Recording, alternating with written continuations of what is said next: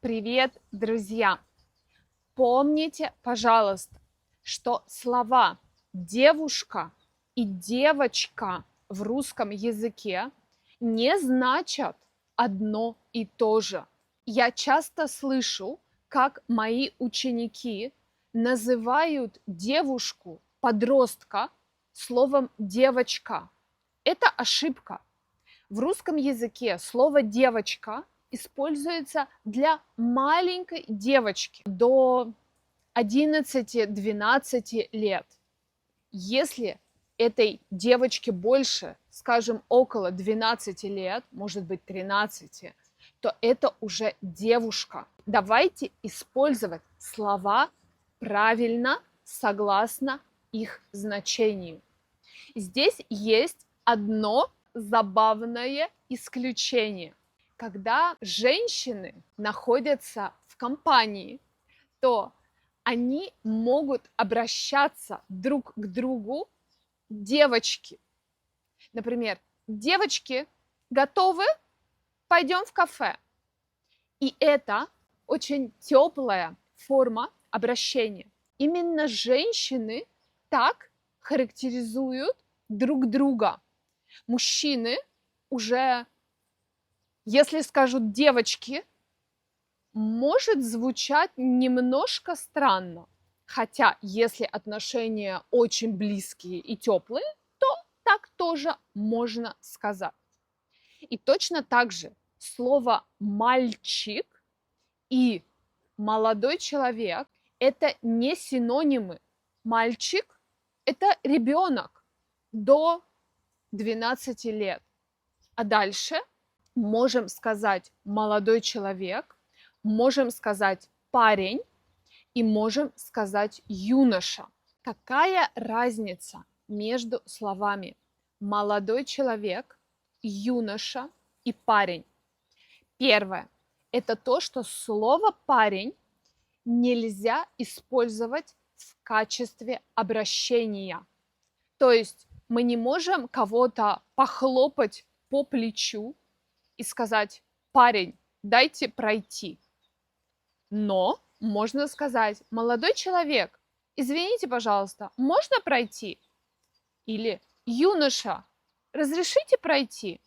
Слово парень в таком контексте не используется. Во всех остальных контекстах, когда мы называем молодого человека, мы можем сказать: да, этот парень пришел на встречу со своей сестрой. Слово юноша используется для обозначения молодого человека более младшего возраста. То есть юноша для меня это молодой человек до 17 лет, а слово «молодой человек» я могу использовать для характеристики мужчины от 14 до 25 лет. То есть это самое широкое слово, и оно стилистически самое красивое. То есть оно звучит очень красиво, и если мы хотим культурно обратиться к кому-то, то можно сказать и следует сказать: молодой человек, спасибо вам за помощь. Или спросить: ты знаешь этого молодого человека? Мы также можем спросить: ты знаешь этого парня? Но это разный стиль. Если парень, то какой-то простой парень с улицы. А если мы скажем молодой человек, это гораздо более уважительная характеристика этого человека.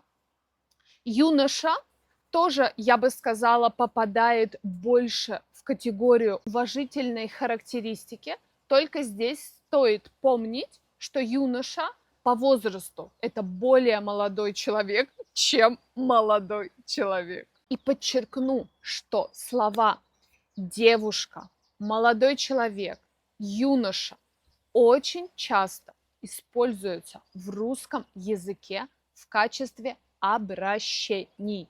Что это значит?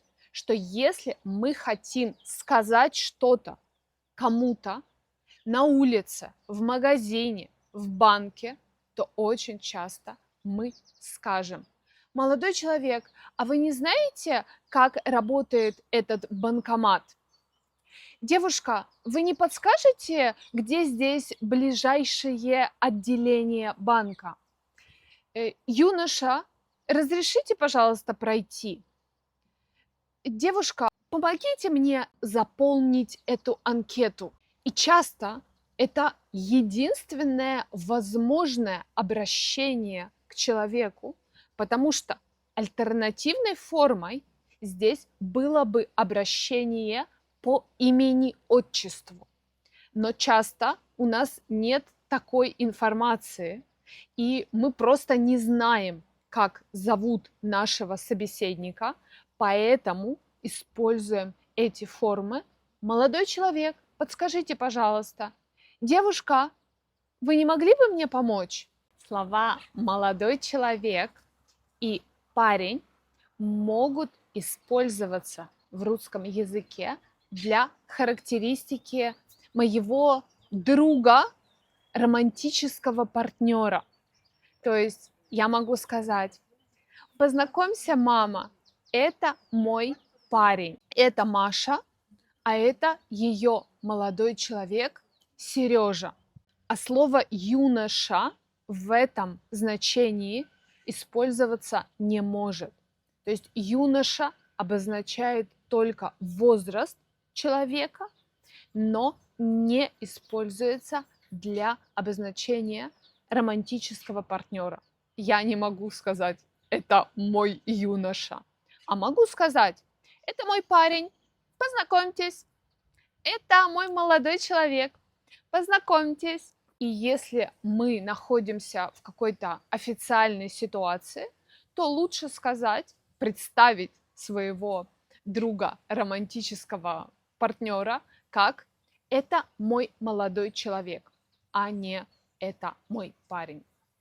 Друзья, я надеюсь, что эта информация вам понравилась и, может быть, пригодится, и у вас будет девушка или молодой человек, к которому вы будете обращаться по-русски. Благодарю за внимание.